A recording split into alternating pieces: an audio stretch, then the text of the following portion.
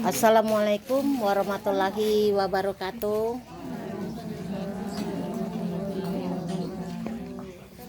Apa kabarnya Bu Amil? Sehat ya? Sehat.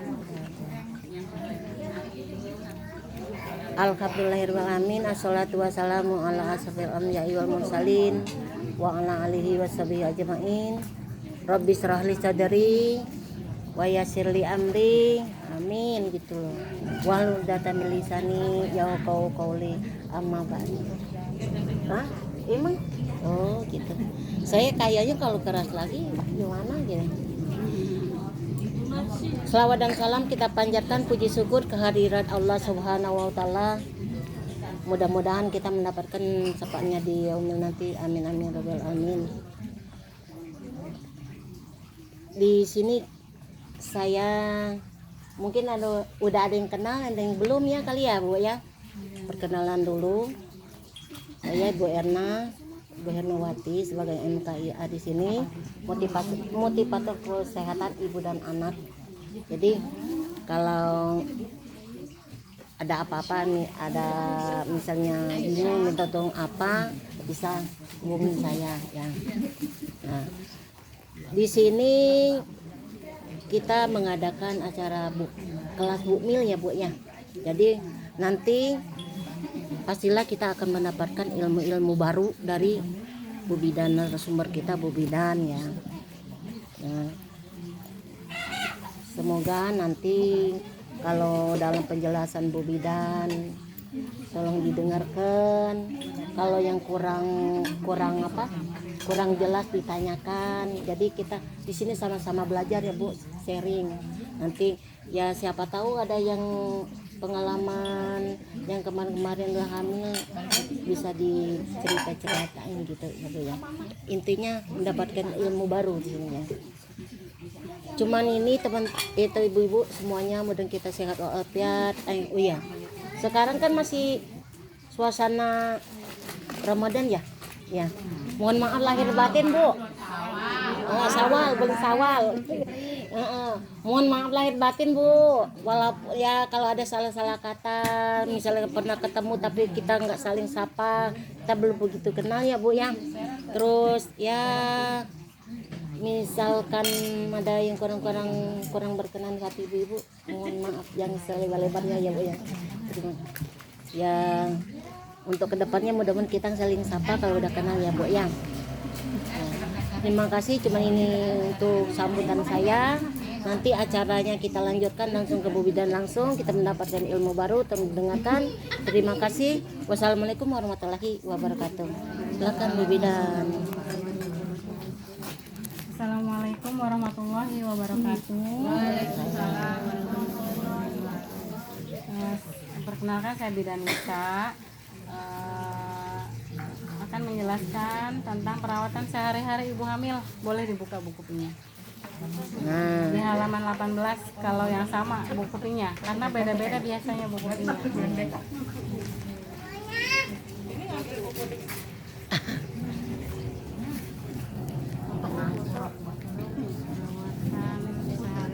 Halaman 18 kalau di buku ini. Tapi kadang beda-beda soalnya. itu ya halaman 18 yang di ibu apa? Ada dibuka biasanya lain.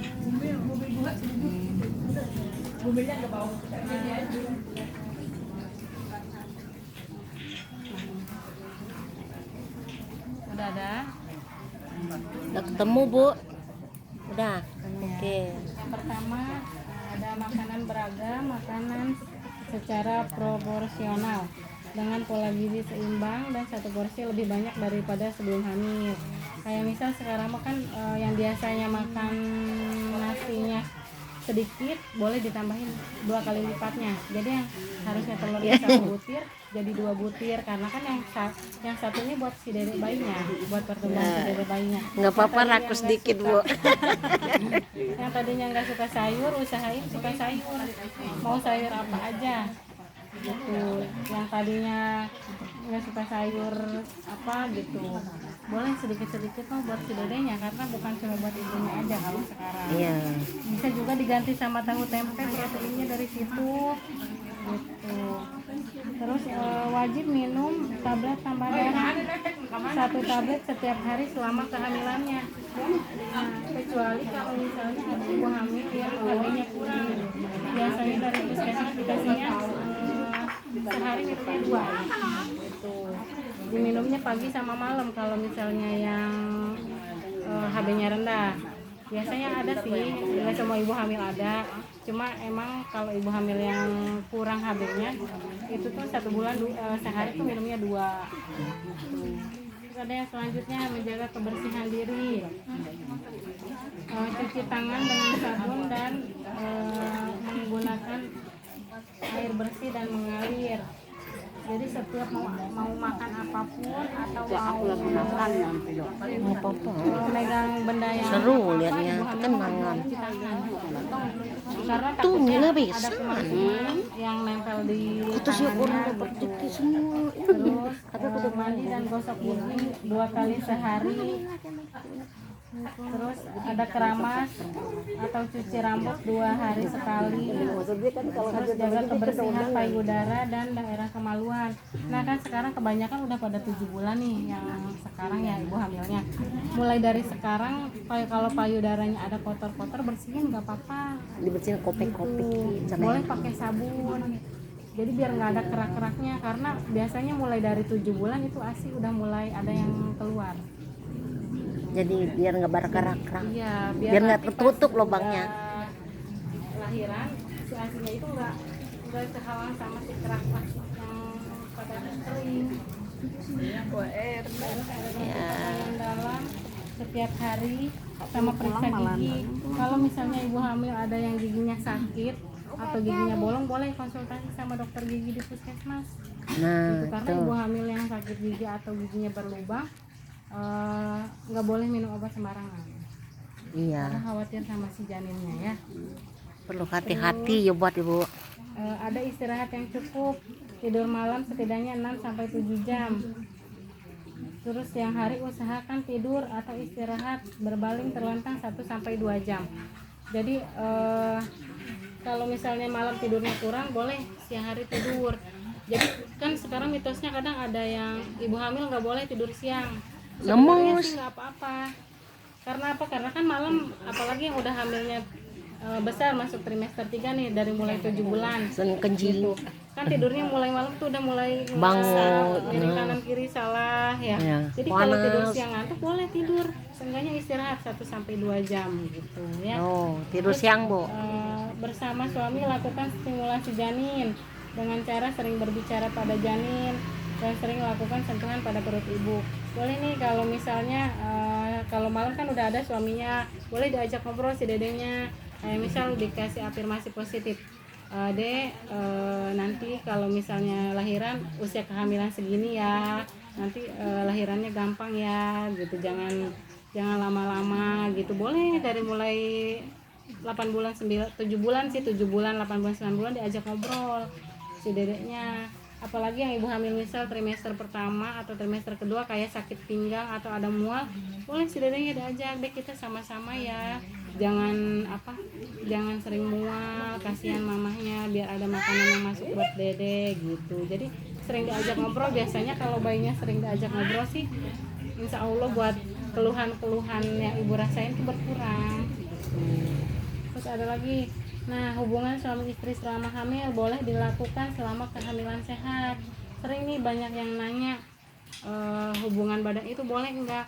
Sebenarnya hubungan badan boleh kalau misalnya nggak ada keluhan buat si ibu hamilnya. Misal udah berhubungan badan nggak ada keluhan nggak masalah. Cuma kalau berhubungan badan ada keluhan seperti nyeri perut bagian bawah, itu kasih jarak dulu buat berhubungan badannya. Cuma berhubungan di trimester 3 mendekati persalinan di 9 bulan, dimulai 37 minggu sampai 40 minggu itu usahain rutin berhubungan. Karena apa? Karena si dede bayi ngebuka jalan lahir, merangsang biar jalan lahirnya keluar si dedenya tahu jalannya gitu. Kadang kan banyak yang nggak boleh buat berhubungan di trimester 3, malah sebaliknya karena sperma itu merangsang si bedanya si bayi buat turun ke bawah gitu. Kalau udah buat bulannya ya. Cuma kalau buat trimester awal sama trimester kedua sih boleh berhubungan, yang penting nggak ada masalah, nggak ada keluhan buat si ibu sama si bayinya gitu. Terus yang selanjutnya ada yang harus dihindari ibu selama hamil. Yang pertama ada kerja berat kayak angkat ngangkat ember. galon, ngangkat air banyak tuh nggak boleh karena khawatir nyeri perut doang.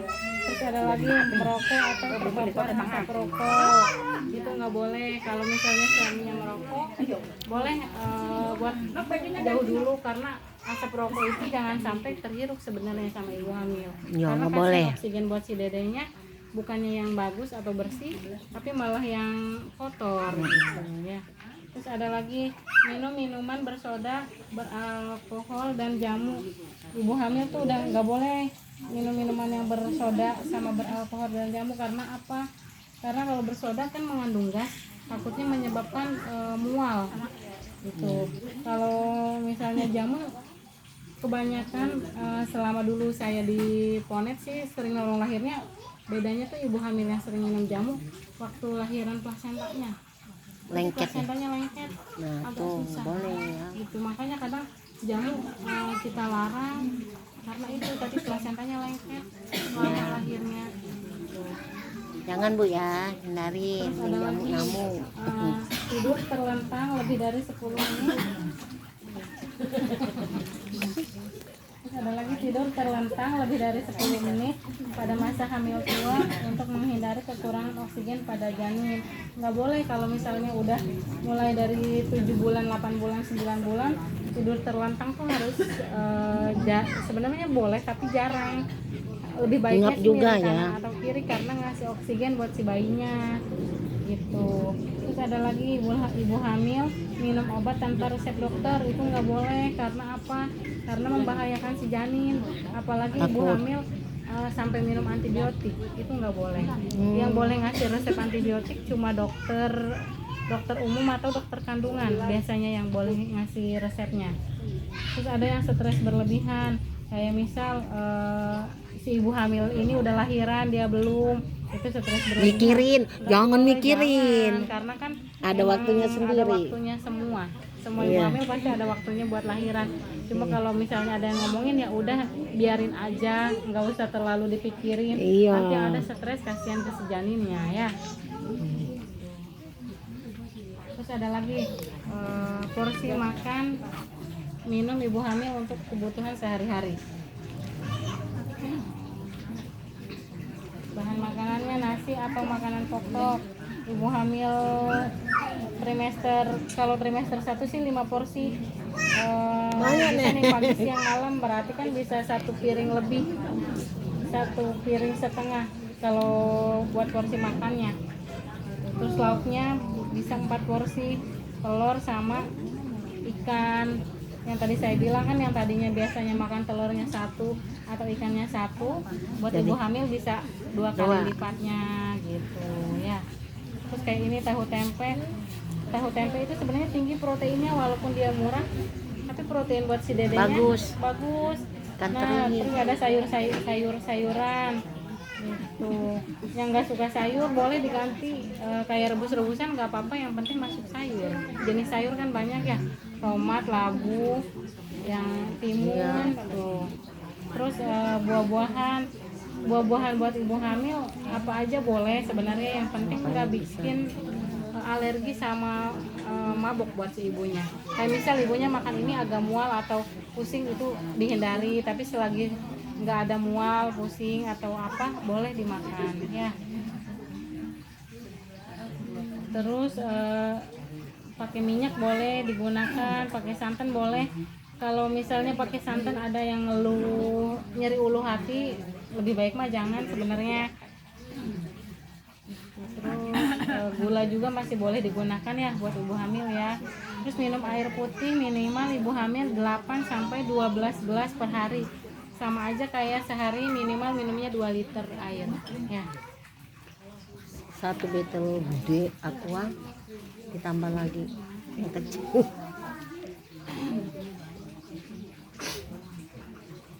Terus ada lagi tanda bahaya pada kehamilan. Yang di halaman selanjutnya. Nah, yang pertama ada muntah terus dan tidak mau makan. Kalau misalnya ada muntah terus-terusan, diakalin buat makannya tuh kayak sedikit-sedikit. Kayak misal makan dulu nih sedikit biskuit, dicoba biskuit dulu. Kalau biskuit bisa masuk, selang 10 menit boleh coba makan nasi. Nasi sedikit bisa masuk terus baru makan, jangan langsung kenyang. Karena kalau langsung kenyang biasanya ibu hamil biasanya langsung dimuntahin. Lemes. Ya. Terus ada yang kedua, janin yang dirasakan kurang bergerak dibandingkan sebelumnya. Kalau misalnya dalam sehari si dede nggak gerak sama sekali, coba diajak komunikasi dulu. Kalau misalnya ada gerakan mah nggak masalah, cuma kalau dalam sehari nggak ada gerakan, keluar flek darah, itu baru khawatir. Boleh langsung periksa ke instansi terdekat ya, kayak puskesmas atau klinik bidan. Terus ada lagi air ketuban keluar sebelum waktunya. Nah, kayak misal lagi tidur tiba-tiba basah di tempat tidur, itu boleh langsung periksa, takutnya air ketuban yang keluar. Karena air ketuban itu nggak kerasa kayak pipis, dia tiba-tiba kita lagi tidur langsung keluar gitu aja. Kalau pipis kan masih bisa ketahan ya, gitu. Kalau air ketuban mah udah nggak bisa ketahan. Terus ada lagi perdarahan pada hamil muda atau hamil tua, yang tadinya takutnya habis aktivitas berat terus keluar flek darah, itu wajib diperiksa karena takutnya ada masalah kayak tadi plasentanya di bawah, atau misalnya keluar flek darah sebelum waktunya, takutnya si dedenya kenapa. Boleh itu langsung diperiksa ke puskesmas. Terus yang ini ada lagi kaki bengkak, tangan dan wajah atau sakit kepala disertai kejang. Nah, biasanya yang kaki bengkak ini seringnya ibu hamil yang tensinya darah tinggi. Kalau yang tensinya darah tinggi, mulai dari udah ketahuan nih biasanya di setiap pemeriksaan itu wajib mengurangi garam, karena garam pemicu juga buat tensi tinggi. Pokoknya kalau ibu hamil yang udah tensi tinggi, garam, bakso seblak udah nggak boleh sebenarnya. Apalagi micin nggak boleh, itu buat si tensi si ibunya bisa naik drastis biasanya. Apalagi ibu hamil yang udah trimester besar, dia khawatirnya bisa tensinya makin naik, nggak turun biasanya. Kalau ibu hamil yang udah bulannya sering makan asin atau manis, yang tensinya udah tinggi, itu biasanya sulit buat turun. Terus ada lagi demam tinggi. Ibu hamil kalau misalnya demam, misal demam hari pertama, minum obat turun, berikutnya demam lagi, itu wajib periksa karena takutnya ibu hamil harus dicek lab, karena ibu hamil yang demam itu asupan oksigen buat si dedenya berkurang. Ya.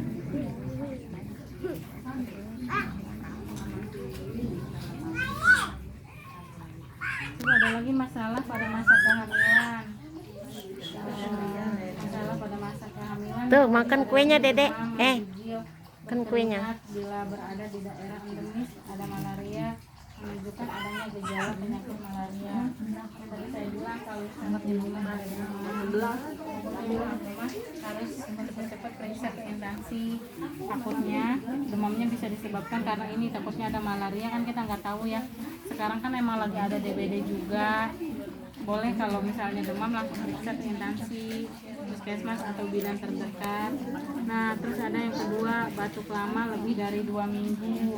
Ibu hamil yang batuk lama lebih dari 2 minggu, ngapain itu wajib diperiksa. Tes mantuk namanya, khawatir terkena TBC. Karena kan sekarang TBC itu enggak dari orang yang terkena TBC, bisa dari udara, bisa dari banyak faktor. Terus yang ada lagi selanjutnya diare berulang. Ibu hamil kalau misalnya diare sehari 3 kali atau lebih sampai bikin lemes, itu wajib periksa ke puskesmas karena butuh cairan biasanya kalau diare berulang ini. Terus ada lagi jantung berdebar-debar atau nyeri dada. Nah, biasanya kalau jantung berdebar-debar atau nyeri dada bisa banyak faktor disebabkannya, bisa karena dari tensinya tinggi atau bisa dari yang Kolesterol. yang punya ibu hamil yang punya ada riwayat sakit jantung dari keluarganya, bisa bisa kena ke ibu hamilnya kalau yang jantung berdebar Turunan. ini. Terus ada lagi sulit tidur atau cemas berlebihan. Ibu hamil yang sulit tidur ini harusnya kayak tadi kan istirahat ibu hamil itu minimal 6-7 jam selama semalam. Nah, kalau kurang tidur kata saya usahakan tidur siang. Jadi biar Nah, nggak ibu mulai sulit makan. tidur gitu, karena kan kalau ibu hamil yang sulit tidur itu kurang baik juga buat si janinnya. Nah, terus ada lagi yang selanjutnya, terasa sakit pada saat kencing atau keluar keputihan atau gatal-gatal di daerah kemaluan. Nah, kalau ibu hamil yang keluar keputihannya banyak sampai gatal, itu harus diperiksa karena harus dapat obat biasanya. Tapi kalau misalnya keluar keputihannya kayak sedikit aja, biasa aja, nggak apa-apa. Yang penting sering ganti celana dalam aja, yang penting jangan sampai lembab biasanya. Iya, Ya. Nah, terus selanjutnya ada persiapan melahirkan. Persiapan melahirkan yang pertama ada tanyakan kepada bidan dan dokter tanggal perkiraan bersalin. Kan dari awal periksa hamil udah dikasih tahu persalinannya bulan apa. Terus suami atau keluarga yang mendampingi ibu saat periksa hamil. Nah, terus persiapan tabungan atau dana cadangan untuk biaya persalinan dan biaya lainnya.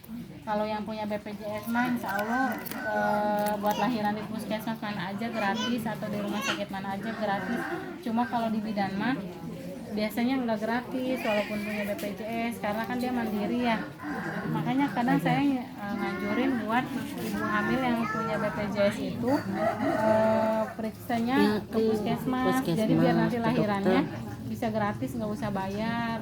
Jadi yang uangnya sayang harusnya buat dipakai akikah, kalau ke bidan mandiri kan bayar, jadi sayang gitu. Lebih baik uangnya dipakai buat akikah si dedenya. Terus ada selanjutnya, untuk memperoleh kartu JKN daftarkan diri ke kantor BPJS atau ke petugas puskesmas. Nah, ini yang saya bilang, kalau ibu hamil yang nggak punya BPJS boleh sering periksa ke puskesmas atau posyandu, nanti kita ajukan.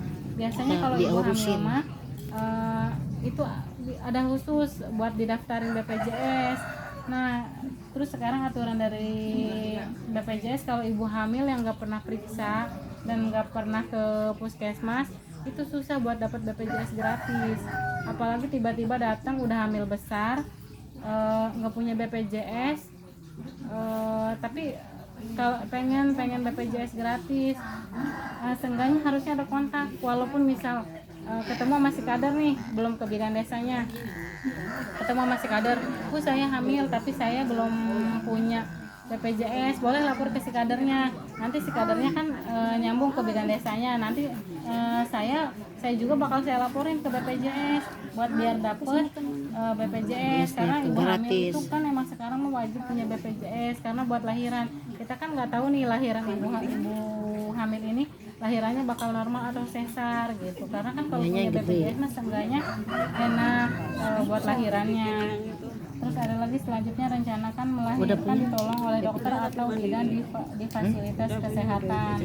Nah, kalau misalnya ibu hamil kan dari awal hamil udah diperiksa, kalau misalnya emang masih normal, dalam batas normal, baik aja, biasanya sih puskesmas bisa. Cuma kalau misalnya ada yang masalah kayak misal bekas sesar atau misal dia darah tinggi sebelumnya atau dia ada HbSAg positif, itu biasanya udah yang harus ditangani sama dokter kandungan, udah bukan yang di puskesmas lagi gitu. Terus kalau misalnya mau lahiran, siapkan KTP, kartu keluarga, dan keperluan ibu dan bayi yang akan siapin dalam saat melahirkan. tas satu. Siapkan dalam satu tas fotokopi KTP kakak BPJS 3 lembar. Terus baju bayinya disiapin, semua perlengkapan sampai ke alat buat mandiin si dedenya, kayak sabun, anduknya disiapkan dari sekarang gitu, yang udah masuk. Pokoknya ibu hamil yang udah masuk 7 bulan udah mulai nyiapin perlengkapannya. Jadi takutnya lahirnya mah kapan, yang penting udah disiapin dari sekarang. Tinggal bawa tas, Ya. gotong satu. Terus ada lagi, siapkan lebih dari satu orang yang memiliki golongan darah yang sama dan bersedia menjalani pendonor yang diperlukan. Nah kalau kan ibu hamil dicek lab ya saat hamil, nah itu kan udah tahu golongan darahnya. Kalau misalnya keluarganya ada yang sama, boleh kayak dibilangin, saya kan misal lahiran bulan misal bulan Agustus, nanti kalau misalnya saya perdarahan, saya minta tolong buat minta darahnya ya, itu boleh ngomong ke saudaranya, karena kan kita nggak tahu proses melahirkan itu. Kadang kan ada yang normal-normal aja mah ya alhamdulillah, kadang ada yang emang harus butuh transfusi, kayak plasentanya itu tuh, yang plasentanya lengket, kebanyakan kan kita rujuk ke rumah sakit, dia kadang ada yang sampai perdarahan hebat, itu butuh pendonor. Nah kalau dari keluarga sendiri ada yang sama kan golongan darahnya enak, nggak usah nyari ke PMI yang jauh gitu. Terus ada lagi, suami dan keluarga dan masyarakat menyiapkan kendaraan sewaktu-waktu yang diperlukan, kayak misal motor atau ambulan desa. Kalau misalnya lahiran di puskesmas kan nggak usah istilahnya nyiapin kendaraan, karena kan di puskesmas mah udah ada ambulan. Jadi kalau misalnya ada gawat darurat langsung pakai ambulan itu sendiri tanpa bayar juga, gratis dari semua. situ ya. Terus pastikan ibu hamil dan keluarga menyepakati amanat persalinan dalam stiker tempatnya yang sudah ditempelkan di depan rumah ibu hamil. Nah yang stiker yang ini Sering juga pecah kalau ibu lele. hamil wajib ditempel di rumahnya Yang pecah lele kan? Iya. ya, karena biar tahu kapan lahirannya. Jadi tetangganya tahu kalau misalnya ibu hamil kapan lahirannya. Kalau misalnya butuh bantuan, diinin ke bisa pintu, dibantu tetangganya diisi. terdekat dulu buat periksa ke puskesmas. Ini ditempelin ke Ya, pintu. ya. Pintu kamu itu nggak apa-apa. Tempel boleh di rumahnya, jadi biar ketahuan Ketinggalan. warganya hamil. Iya, memang harus begitu. Terus ada lagi, rencanakan ikut keluarga berencana KB setelah bersalin, tanyakan ke petugas kesehatan Ntar ke ini tentang aja, cara ke KB. Nah setelah implan. 40 hari melahirkan, boleh langsung ber-KB walaupun bisa nggak head. Iya. Setelah 40 hari nifas, walaupun nggak head boleh langsung ber-KB gitu. Karena kenapa? Karena setelah 40 hari kadang ada yang langsung head, kadang ada yang nggak langsung head ibu melahirkan. Nah kalau misalnya belum KB tapi berhubungan, itu bisa kemungkinan jadi lagi. Dulu teman-temannya terlalu panjang durasinya. Jadi nanti usahakan Semoga teman-teman 40 senang hari lihat setelah kegiatan aku melahirkan, hari ini. mau Terima itu kasih. head atau mau nggak Mohon head, maaf nanti lahir batin. langsung KB, Assalamualaikum karena warahmatullahi itu wabarakatuh. maksudnya udah masa suburnya si ibu gitu ya. Dari sini ada yang